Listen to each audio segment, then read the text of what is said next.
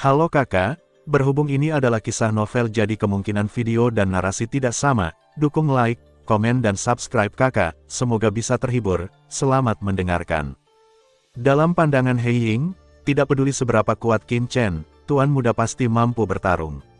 Apa yang kamu tahu, saat pedang Yinlong ditahan oleh lawan sebelumnya, aku merasakan pedang Yinlong bergetar. Pemilik gedung Tianwei berkata dengan rasa takut yang berkepanjangan, tahukah kamu apa artinya ini?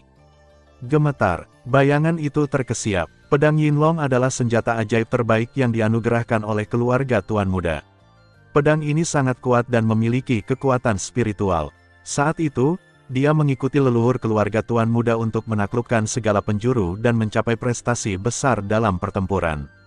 Pedang ini telah menemani nenek moyang keluarga tuan muda dalam pertempuran selama bertahun-tahun, secara alami mengandung spiritualitas khusus dan dapat merasakan aura yang kuat. Orang kuat yang bisa membuat pedang Yinlong bergetar jelas merupakan keberadaan yang sangat menakutkan. Lagi pula, ketika nenek moyang tuan muda bertempur di Laut Kosmik, mereka mencapai prestasi besar dan membunuh banyak kekuatan dengan pertumpahan darah. Bagaimana mungkin orang kuat biasa dipandang rendah oleh mereka? Tuan muda, apakah Anda yakin pedang Yinlong bergetar? Bayangan hitam mau tidak mau bertanya lagi, apakah itu benar, seberapa menakutkan Qin Chen ini? Pedang Yinlong diberikan kepadaku oleh nenek moyangku dan telah dikomunikasikan denganku. Bagaimana aku bisa salah mengartikannya? Apa yang harus kita lakukan selanjutnya? Bayangan hitam itu bergetar. Jika sesuatu terjadi pada tuan muda di sini, dia akan bertanggung jawab atas kematiannya. Tidak takut, pemilik gedung Tianwei berpikir sejenak dan berkata, Qin Chen harus menjadi orang tertentu. Karena dia setuju untuk membiarkan kita tampil di depan semua orang, selama saya tidak terus memprovokasi dia, seharusnya tidak ada masalah.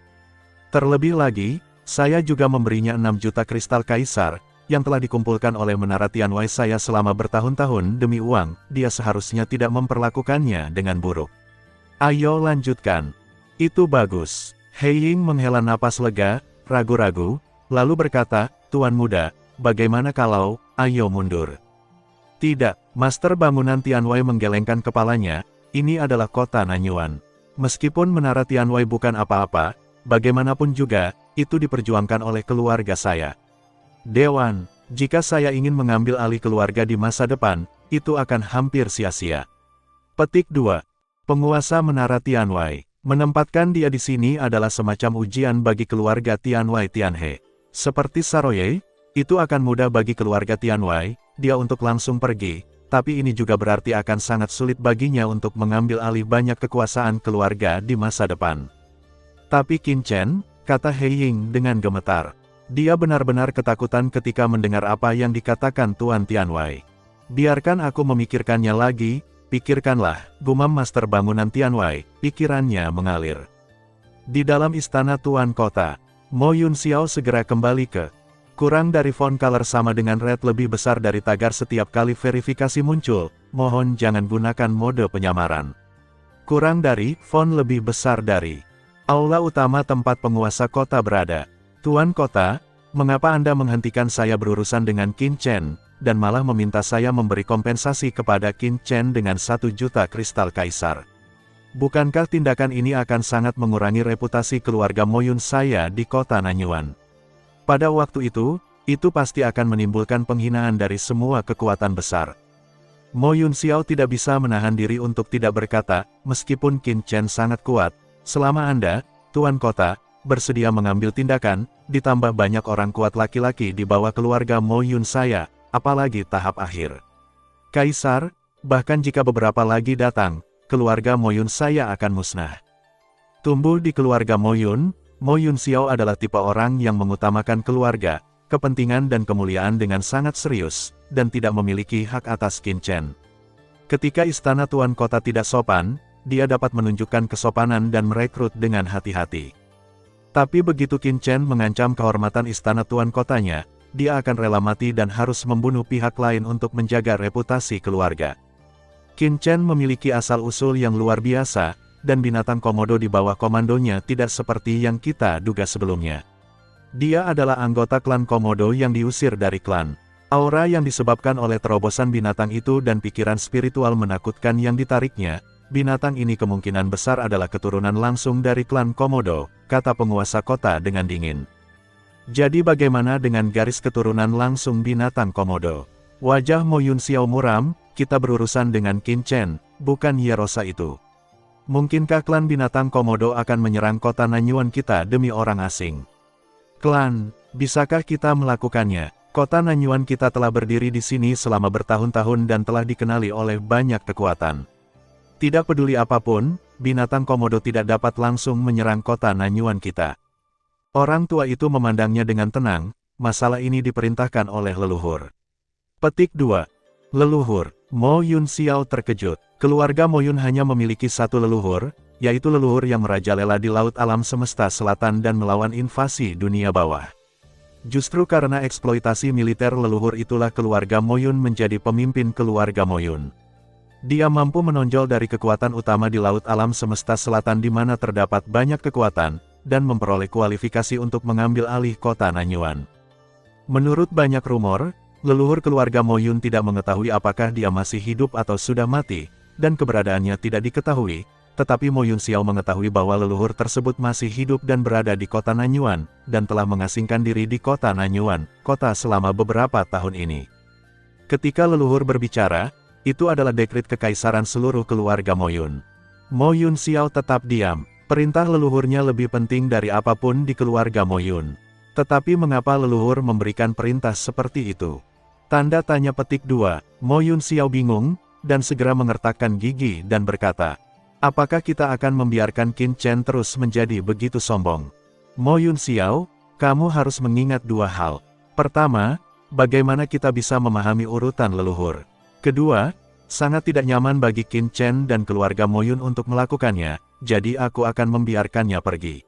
Aku bertanya Anda menantang pemilik bangunan luar hari itu dan membiarkan Tian Waitian menghadapi Qin Chen, sehingga kedua belah pihak bisa bertarung satu sama lain. Petik 2. Tapi saya tidak menyangka bahwa pemilik bangunan luar hari itu begitu cerdik sehingga dia bisa mengetahuinya rencanaku dan lebih suka menyerahkan Liu. Dengan jutaan kristal kaisar, aku tidak ingin istana tuan kotaku mendapat manfaatnya. Anak-anak dari keluarga besar yang berasal dari laut semesta itu benar-benar licik. Pria itu menyipitkan matanya. Tuan kota, apakah maksud Anda alasan mengapa pemilik gedung tidak menyerang Qin Chen hari itu adalah karena dia mengetahui rencana kita dan melakukan ini dengan sengaja? Mo Yun Xiao bertanya dengan ragu. Jika tidak, orang tua itu mencibir, kamu tidak benar-benar berpikir bahwa penguasa Tianwei tidak dapat menjatuhkan Qin Chen, bukan? Orang tua itu mencibir, Tuan Tianwei dan penguasa kotaku sudah menyelidikinya orang ini. Orang ini berasal dari orang teratas di Tianwei. Kekuatan ini memiliki pengaruh besar di seluruh Tianwei Tian. Alasan mengapa dia dikirim ke sini hanya untuk mengumpulkan pengalaman di tingkat akar rumput sehingga dia bisa langsung masuk ke pusat setelah kembali. Petik 2. Dengan kekuatan dan bakatnya, dia ada di seluruh lautan alam semesta. Bahkan saya tidak berani meremehkan orang ini, jadi bagaimana mungkin dia tidak menjadi lawan Qin Chen? Jika tebakan saya benar, orang ini mungkin sama seperti kita, waspada dari latar belakang klan Komodo di belakangnya. Saya tidak ingin merusak kulit saya. Petik 2. Saya, penguasa kota, dan yang lainnya telah mencoba yang terbaik untuk memicu keluhan di antara mereka, tetapi hari itu, tuan rumah tidak mengambil tindakan, umpannya, dan lebih memilih menyerahkan 6 juta kristal kaisar daripada membunuh Qin Chen, benar-benar menyinggung klan Komodo. Dapat dilihat bahwa orang ini memiliki ambisi besar dan fokus pada keluarga Mo Yun kami sangat besar dan tidak boleh diremehkan. Orang tua itu menatap Mo Yun Xiao dengan tatapan yang dalam. Dia dengan sungguh-sungguh berkata, Mo Yun Xiao, kamu harus belajar lebih banyak dari master di luar hari itu. Tuan kota tuan, apa yang bisa dipelajari? Tidak ada gunanya fokus mempelajari politik. Mo Yun Xiao mencibir, jika saya seperti master di luar hari itu. Mendiang kaisar telah membunuh Qin Chen dengan satu pedang, dan masih berpura-pura mengundangnya bergabung, itu sangat konyol. Kamu, lelaki tua itu memandang Mo Yun Xiao dan menghela nafas, aku baru saja melewati Yi Ze, lupakan saja, kamu tidak mengerti jika aku mengatakannya sekarang, kamu akan memahaminya secara alami nanti. Petik 2. Ketika banyak kekuatan di seluruh kota Nanyuan sedang mendiskusikan apa yang terjadi dengan masyarakat tengkorak dan tulang. Qin Chen dan Saroye. Kurang dari font color sama dengan red lebih besar dari tagar setiap kali verifikasi muncul. Mohon jangan gunakan mode penyamaran. Kurang dari, font lebih besar dari. Terbang di atas kota Nanyuan, mencari toko yang menjual harta karun. Tiba-tiba, berdengung, kekuatan tak terlihat turun, dan sosok anggun tiba-tiba muncul di depan Qin Chen dan Saroye bersama seorang lelaki tua. Hah, Qin Chen sedikit mengernyit, berhenti dan melihat kedua orang di depannya. Pemimpinnya adalah seorang wanita yang sangat dewasa dengan sosok yang anggun. Dia mengenakan jubah merah menyala. Jubah ketat itu sepenuhnya menampilkan sosok montok dan bulat orang lain, seperti buah persik yang matang. Di sebelah wanita itu, ada seorang lelaki tua, dengan punggung bungkuk dan sikapnya penuh hormat. Basis budidaya wanita terkemuka seharusnya berada di alam kaisar tahap akhir, sedangkan pria tua itu berada di alam kaisar puncak jangka menengah. Qin Chen telah merasakannya dengan kesadarannya di dekat markas tengkorak dan tulang sebelumnya, tetapi dia tidak menyangka untuk berani menghentikannya saat ini. Menarik, Qin Chen tersenyum di sudut mulutnya. Siapa kalian berdua? Mengapa kalian menghalangi jalan kami? Sebelum Qin Chen bisa mengatakan apapun, Saroye maju selangkah dan berteriak dengan dingin. Jangan kaget, kalian berdua. Keluarga Nu adalah penguasa paviliun abadi di kota Nanyuan. Saya melihat penampilan heroik Anda di markas besar masyarakat tengkorak dan tulang dan sangat mengagumi mereka sehingga saya datang ke sini untuk berteman dengan ini, dua pahlawan. Penguasa paviliun abadi memiliki senyuman di bibirnya dan mata yang menawan. Rusi berkata sambil tersenyum. Orang-orang yang datang tidak lain adalah pemilik paviliun Wangu dan pengelola paviliun Wangu. Paviliun abadi. Setelah mendengar pihak lain mengumumkan status rumahnya, Saroye awalnya merasa bangga, tapi sekarang matanya menyipit. Tuan, paviliun abadi ini adalah salah satu kekuatan teratas di Laut Semesta. Kekuatannya tersebar di seluruh Laut Semesta, menghususkan diri dalam semua jenis informasi dan bisnis harta karun. Hampir tidak ada apapun di seluruh Laut Semesta yang dapat mereka lakukan, tidak menyentuh. Tanpa diduga, Nanyuan ini ada juga cabang mereka di kota. Saroye buru-buru mengirim pesan ke Qin Chen. Oh, menghususkan diri dalam bisnis intelijen dan harta karun. Qin Chen berpikir sejenak, bagaimana kekuatannya dibandingkan dengan klan Komodo Anda. Sulit untuk mengatakannya, Saroye berpikir sejenak dan berkata, tentang kekuatan tempur, klan Komodo kami secara alami tidak kalah dengan kekuatan besar manapun di Laut Semesta, tetapi dalam hal kecerdasan dan perluasan di Laut Semesta, klan kami mungkin jauh tertinggal. Tentu saja, paviliun abadi ini tidak akan berani menyinggung perasaannya, aku, Komo, dengan mudah.